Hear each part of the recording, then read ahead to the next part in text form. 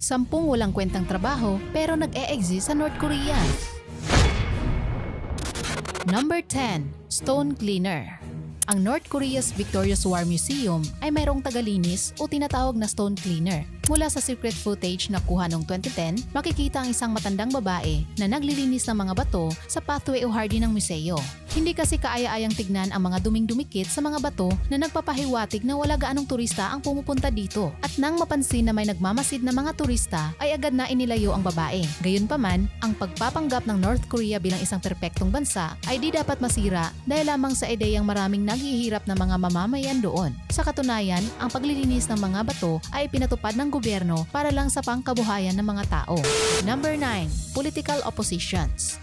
Alam niyo ba na kada 5 taon ay nagsasagawa ng eleksyon ang North Korea kung saan ang mga mamamayan ay binibigyan ng pagkakataon na bumoto para sa kanilang kasalukuyang partido, ang Workers' Party of Korea, o bumoto laban sa kanila. Maliban sa ito ay sa pilitan, ang pagboto sa kasalukuyang partido ay ginagawa sa pamamagitan ng secret ballot habang ang pagboto naman laban sa kanila ay ginagawa sa hiwalay na balota. Sa pamamagitan ng pagkuha ng pangalan at impormasyon ng mga taong bumoto laban sa partido ni Kim Jong-un, maaaring silang manganib at maging sanhi ng mga seryosong consequence sa kanilang personal na kaligtasan o kalagayan. Maniwala kayo o hindi, ang mga partido na tumakbo laban sa partido ni Kim Jong-un tulad ng Korea Buddhist Federation, Democratic Independent Party, Laboring People's Party at Gunmin People's Party ay hindi kailanman nakakuha ng anumang mga pwesto sa loob ng 48 years. Halos sa bawat eleksyon ay iniuulat na mayroong turnout rate na 99% o mas mataas pa at mayroong approval rating para sa kasalukuyang partido na 100%.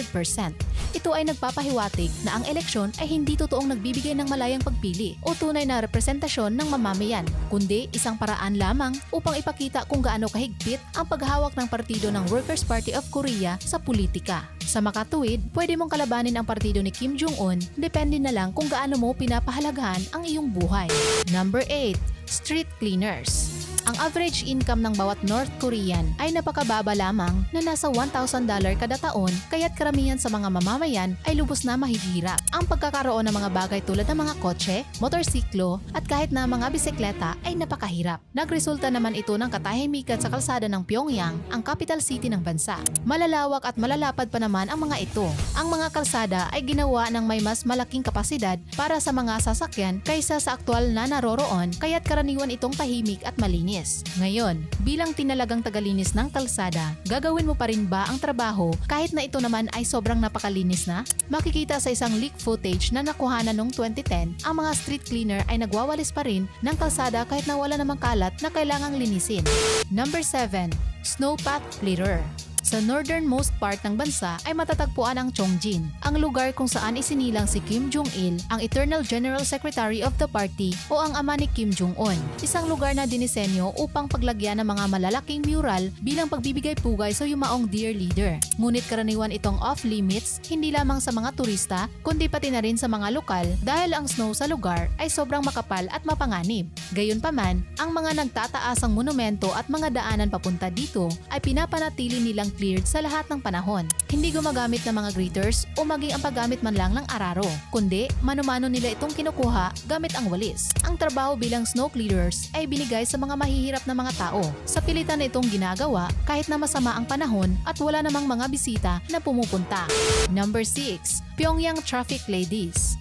Kadalasan, ang mga magagandang babae ay may malawak na oportunidad sa buhay. Maaari silang maging artista, CEO, modelo o negosyante. Ngunit sa North Korea, sila ay nagtatrabaho bilang traffic ladies. Bago sila magkaroon ng ganitong trabaho, ay kinakailangan na sila ay single, matangkad at maganda. Aabot sa 300 ang kanilang kabuuhang bilang at sila ay dinisenyo upang maging panlabas na representasyon ng Pyongyang para mapanatili ang ideya ng isang perfect-looking society.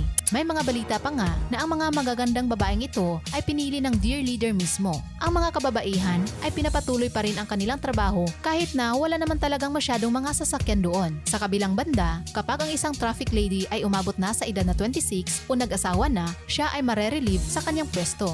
Number 5. Fashion Police. Sa North Korea ay may grupo na tinatawag na Fashion Police. Ang bansa kasi ay strikto pagdating sa sinusuot ng mga mamamayan doon. Bawal magsuot na kaparehong estilo ng mga banyaga. So ano nga ba ang kanilang tungkulin? Sinusuri nila ang mga suot ng mga tao sa kalsada. Dapat ay naka-dark suit at flat shoes. Kapag ito ay masyadong decorative o hindi pangkaraniwan, ay tinuturing nila itong impluensya ng mga banyaga. Dahil dyan, ang akusado ay mapaparusahan o ilalagay sa labor camp. Number 4. Religious leaders. Sa Constitution ng North Korea, ipinapangako ang karapatan sa pananampalataya. Ngunit ang totoo, ang bansa ay isang atheist state. Sinasabi ng mga nakatakas na ang karapatang ito ay pagpapakita lamang. Pananakot at malupit na parusa ang sinasapit ng mga nagsasagawa ng relihiyon tulad ng Kristyanismo. Anumang mga bagay na nakaagaw pansin sa respeto at pagsamba ng mga tao ay maituturing na religious kudita. Kung ganon, ano ang silbi ng pagiging pare o ano pa mang religious leader sa bansang ito? Sa Pyongyang ay mayroong 4 na simbahan: Christian, Protestant, Catholic at Russian Orthodox. Salungat ito kung iisipin dahil mula sa kanilang kapanganakan ay itinuro na dapat ang pamilyang Kim ay ituring na mga Diyos. Ano pa ang silbi ng relihiyon? Pagpapanggap lang kung tutusin ang pagiging pare o pastor ng mga leader sa mga nasabing simbahan. Number 3. DPRK musician. Noong 2015, si Kim Jong-un, ang outstanding leader of the party, Army and People, ay nag-utos ng pagbabawal sa musika sa bansa. Isinagawa ang paghahanap sa bahay-bahay hindi lamang upang hanapin ang mga dayuhang musika, kundi pati na rin ang lokal na tugtugin. Ang mga CD at kaset ay sinusunog kung matutuklasang naglalaman ito ng mga bagong ipinagbabawal. Ang mga opisyal ng partido ay nag-aalala na ang ilang mga liriko ay maaring maghatid ng mensahe ng pagtutol o paglaban sa pamahalaan, kaya't sila ay nagtakda ng mga hakbang upang pigilan ang pagkalat ng mga ganitong uri ng material. Ang mga musikero ay kinakailangang magkaroon ng otorisasyon ng Estado upang mailabas sa mga masa ang kanilang kanta. Ngunit ang nakakalungkot lang ay hindi sila binabayaran. Sa kasalukuyan, mayroong 15 civilian bands ang otorisado ng Estado, pero walang garantiya na hindi sila magiging biktima ng censorship pagdating ng panahon. Number 2. Human pixels. Karamihan sa mundo ay nahumaling sa mga features ng augmented reality sa kanilang mga palaro, partikular na ang South Korea. Gumamit sila ng kahangahangang teknolohiya sa pagbukas ng seremonya ng Pyeongchang Olympic upang ipakita ang isang mapa ng mga constellations, pati na rin ang dragon sa kanilang laro sa baseball. Pero sa North Korea ay mas hands-on sila, tulad na lang sa kanilang arirang mass games. Makikita ang mga nag-a-acrobats at ang nasa likuran ay isang nakakamanghang tila mosaic. Hindi ito giant screen, kundi mga taong may kanya-kanyang hinahawakan para mabuo ang isang malaking watawat. Human pixels kumbaga. Umabot sa 10,000 katao ang nagsasagawa nito at hindi sila binabayaran ng gobyerno. Ito daw ay isang halimbawa ng pagpapakita ng kanilang dedikasyon sa kanilang partido. Number 1. Picking defective rice. Bago tayo magpatuloy, i-like mo muna ang videong ito.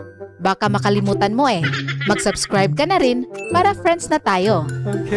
Ito na ata ang trabaho na nakakabagot. Imagine ikaw ay ilang oras na nakaupo habang pumipili ng bawat butil ng bigas. Pero sa North Korea, mismong sa mansyon ni Pangulong Kim Jong-un, may mga taong gumagawa ng mga ito. Sila ay bahagi ng isang grupo ng mga pribadong chef na nagluluto ng mga pagkain para sa Pangulo at ng kanyang pamilya. 3 tao ang naglalaan ng ilang oras upang suriin ito ng mabuti bago lutuin. Dapat buo at walang kakaibang kulay, walang bakas ng pesticide, alikabok at iba pa. Kung mayroon lamang isang kaunting pagkakamali, maaaring ito ay maghahatid sa kanila ng kapahamakan o ang mas malala ay kamatayan. Noong 2015, may isang butil ng bigas na may kulay itim ang lumitaw sa hapagkainan ng Pangulong Kim. Agad namang hinatulan ng pagtataksil ang isang kusinero.